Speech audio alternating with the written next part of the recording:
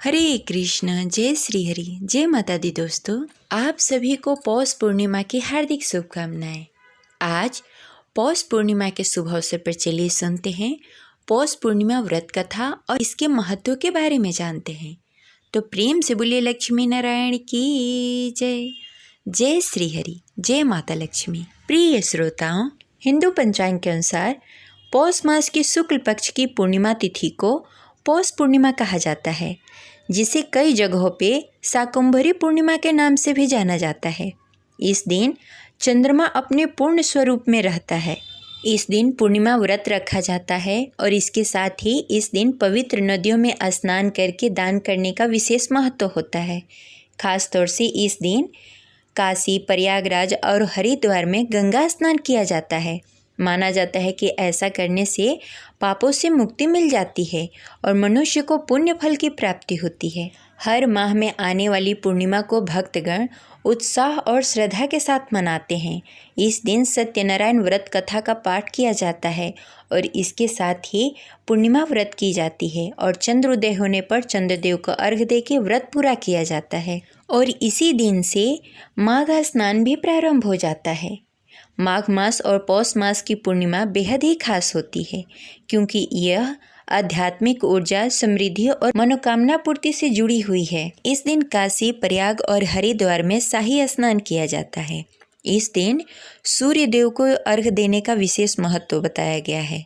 धार्मिक मान्यताओं के अनुसार पौष पूर्णिमा के दिन सूर्य और चंद्रमा दोनों की पूजा करने से जीवन के समस्त बाधाएं दूर हो जाती है और मनोवांछित फल प्राप्त होता है।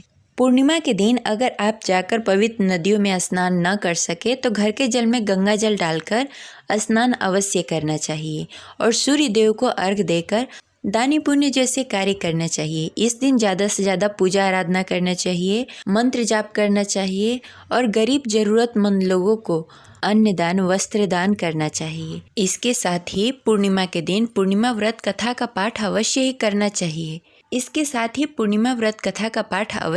चाहिए। तो चलिए पूरी श्रद्धा और भक्ति के साथ सुनते हैं पौष पूर्णिमा व्रत कथा। तो प्रेम से बोलिए लक्ष्मी नारायण की जय। जय श्री हरि। कथा शुरू करने से पहले इस वीडियो को लाइक करके कमेंट बॉक्स में लक्ष्मी नारायण की जय अवश्य लिखें। द्वापर युग में एक बार माता यशोदा ने अपने पुत्र भगवान श्री कृष्ण से कहा, हे कृष्ण, तुम संसार के रचयिता और पालनहार हो।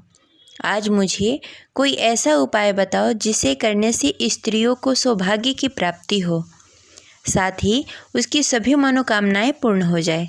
तब भगवान श्री कृष्ण ने कहा, हे माता, तुमने अति सुंदर प्रश्न किया है। मैं तुमसे ऐसे ही व्रत को सविस्तार कहता हूँ। ध्यान पूर्वक सुनो। सौभाग्य की प्राप्ति के लिए स्त्रियों को 32 पूर्णमासी का व्रत करना चाहिए। इस व्रत को करने से स्त्रियों को सौभाग्य और संपत्ति मिलती है। यह व्रत अचल सौभाग्य देने वाले एवं भगवान शिव और माता पार्वती के प्रति मनुष्य के अंदर भक्ति को बढ़ाने वाली है। यशोदा जी कहने लगी, हे कृष्ण, सर्वप्रथम इस व्रत को मृत्यु लोक में किसने किया था? इसके विषय में विस्तार पूर्वक बताओ। भगवान श्री कृष्ण कहने लगे कि इस भूमंडल पर अनेक प्रकार के रत्नों से परिपूर्ण कातिका नामक एक नगरी में, वहाँ चंद्रहांस नामक राजा राज्य करता था। उसी नगर में धनेश्वर नामक एक ब्राह्मण भी था और उसकी स्त्री अति सुशीला रूपवती थी। दोनों ही उस नगर में बड़े ही प्रेम पूर्वक रहते थे। घर में धन्य धान्य आदि की कोई कमी नहीं थी, परंतु उसको बहुत बड़ा दुख था कि उसकी कोई संतान नहीं है। एक समय एक बड़ा ही योगी उस नगर में आया। वह योगी उस ब्राह्मण के घर को छोड़कर अन्य सभी घरों में भिक्षा लेकर भोजन किया करता था। वह रूपवती से कभी भिक्षा नहीं लेता था। एक दिन वह योगी रूपवती से भिक्षा न लेकर किसी अन्य घर में भिक्षा लेकर गंगा किनारे जाकर भिक्षुक को प्रेम पूर्वक ग्रहण करने लगा कि धनेश्वर ने योगी का यह सब कार्य देख लिया।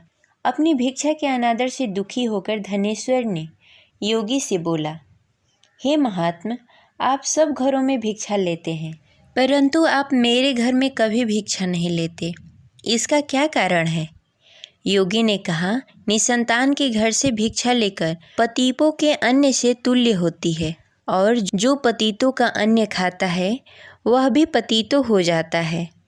क्योंकि तुम निसंतान हो, इसलिए पतित हो जाने के भय से मैं तुम्हारे घर से भिक्षा नहीं लेता। धनेश्वर योगी की यह बात सुनकर बहुत दुखी हुआ और हाथ जोड़कर योगी के पैरों में गिर गया और कहने लगा, हे महाराज, यदि ऐसा है तो आप पुत्र प्राप्ति का उपाय बताएं। आप सर्वज्ञानी हैं, मुझ पर कृपा करें। हे भगवान, मेरे घर में धन धान्य की कोई कमी नहीं, परंतु मैं पुत्र न होने के कारण अत्यंत दुखी रहता हूँ। आप मेरी इस दुख का हरण करें, आप समर्थवान हैं। यह सुनकर योगी कहने लगे, हे ब्राह्मण, तुम चंडी की आराधना करो। घर आकर उसने अपनी पत्नी से सब वृत्तांत कहा और स्वयं तप करने के लिए वन में चला गया।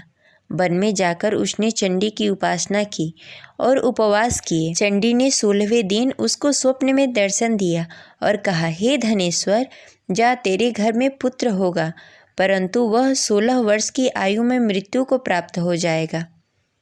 यदि तुम दोनों पति पत्नी 32 पूर्णमासी का व्रत विधि विधान पूर्वक करोगे तो वह दीर्घायु हो जाएगा। जितनी तुम्हारी सामर्थ्य हो, आटे के दिए बनाकर शिव जी भगवान का पूजन करना, परंतु पूर्णमासी का व्रत 32 होने चाहिए। प्रातःकाल होने पर इस स्थान के समीप तुम्हें एक आम का वृक्ष दिखाई देगा। उस पर चढ़कर एक फल तोड़कर शीघ्र ही अपने घर चले जाना और अपनी पत्नी से सब वेदांत कहना। ऋतु स्नान के पश्चात वह स्वच्छ होकर श्री शंकर भगवान का ध्यान करके उस फल को खा लेगी। भगवान शिव की कृपा से उसे गर्भ हो जाएगा। जब वो ब्राह्मण प्रातःकाल उठा, उस स्थान पर एक वृक्ष उगा हुआ था जिस पर एक अत्यंत सुंदर आम का फल लगा हुआ था। उस ब्राह्मण ने उस आम के वृक्ष पर चढ़कर फल को तोड़ने का प्रयत्न किया, परंतु वृक्ष पर कई बार प्रयत्न करने पर भी वह चढ़ नहीं पाया। तब वह ब्राह्मण को बहुत चिंता हुई।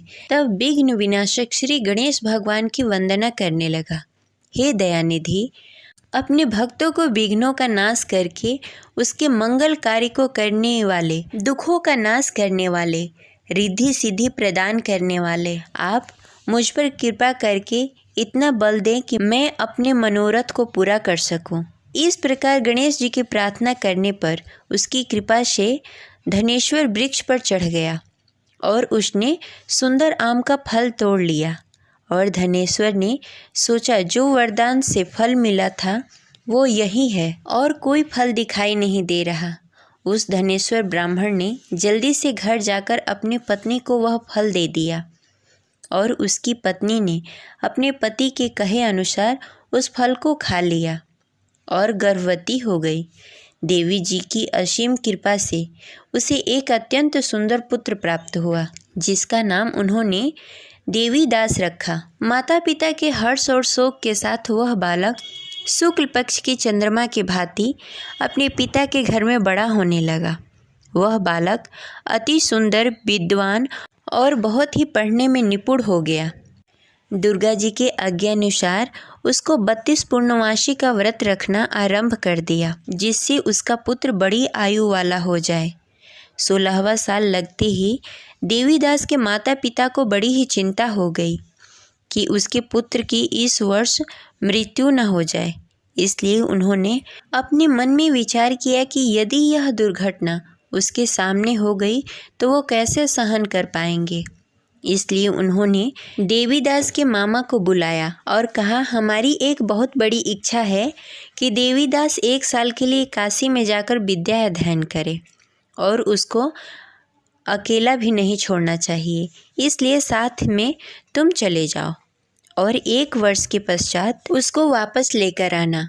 सब प्रबंध करने के पश्चात उसके माता पिता ने काशी जाने के लिए देवीदास को एक घोड़े पर बैठाकर उसके मामा के साथ भेज दिया, परंतु यह बात उसके मामा या किसी और को नहीं बताई।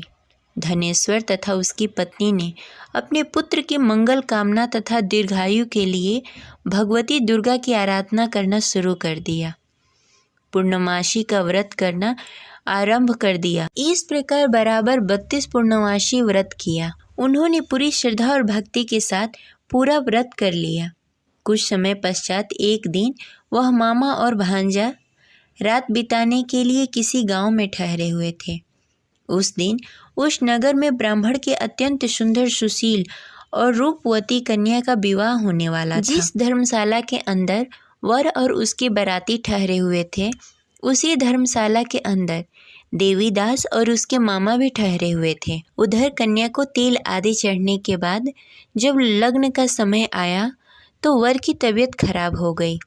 वर के पिता ने अपने परिवार वालों से विचार विमर्श करके कहा कि देवीदास मेरे पुत्र जैसा ही है, मैं उसके साथ लग्न करा दूं और बाद में बाकी सारे काम मेरे बेटे के साथ पूरे हो जाएंगे। ऐसा करने के बाद वर के पिता ने देवीदास को मांगने के लिए उसके मामा के पास गए और उन्हें सारी बात बताई। मामा ने कहा कि कन्यादान में जो कुछ भी मिलेगा वो हमें दे दिया जाए।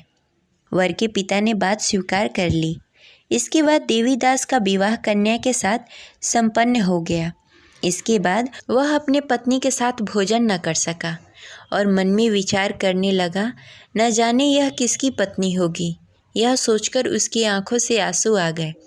तब वधू ने पूछा कि क्या बात है, आप उदास क्यों हैं? तब उसने सारी बातें पत्नी को बता दी। तब कन्या कहने लगी कि यह ब्रह्म विधान के विपरीत है।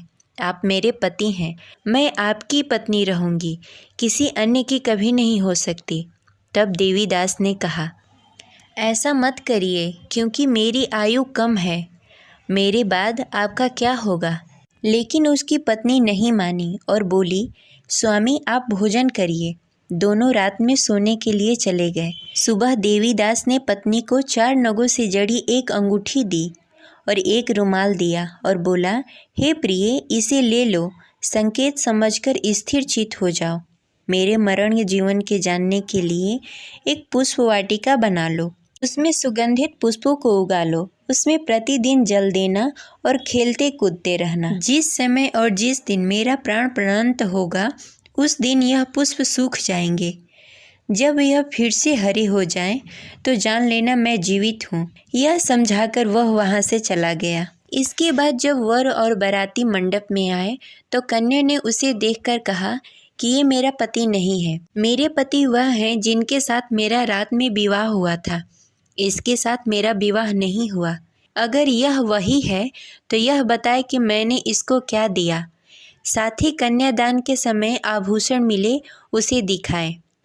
कन्या की ये बातें सुनकर वह कहने लगा कि मैं यह सब नहीं जानता। इसके बाद सारी बारात भी अपमानित होकर लौट गई। भगवान श्री कृष्ण बोले, हे माता, इस प्रकार देवीदास काशी चला गया। कुछ समय जब बीत गए तो एक सर्प उसको डसने के लिए वहां आया, लेकिन वह उसको काट नहीं पाया, क्योंकि उसकी माता ने पहले ही 32 पूर्णमासी का व्रत कर लिए थे। इसके बाद खुद काल वहां पहुंचा। भगवान की कृपा से तभी वहां माता पार्वती और भगवान गणेश आ गए।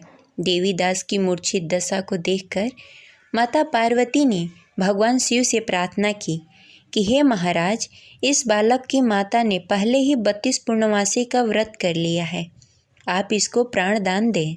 भगवान शिव ने माता पार्वती के कहे अनुसार उसको प्राण दान दे दिया।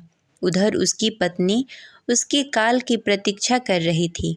उसकी पत्नी ने जाकर देखा कि पुष्प और पत्र दोनों ही नहीं हैं, तो उसको बहुत ही आश्चर्य हुआ और जब उसने देखा कि पुष्प वाटिका फिर से हरी भरी हो गई तो वह समझ गई कि उसका पति जिंदा हो गया है। इसके बाद वह बहुत ही प्रसन्न होकर अपने पिता से कहने लगी कि मेरे पति जीवित हैं, उनको ढूंढिए। जब 16वां वर्ष व्यतीत हो गया तब देवीदास अपने मामा के साथ काशी से चल दिया।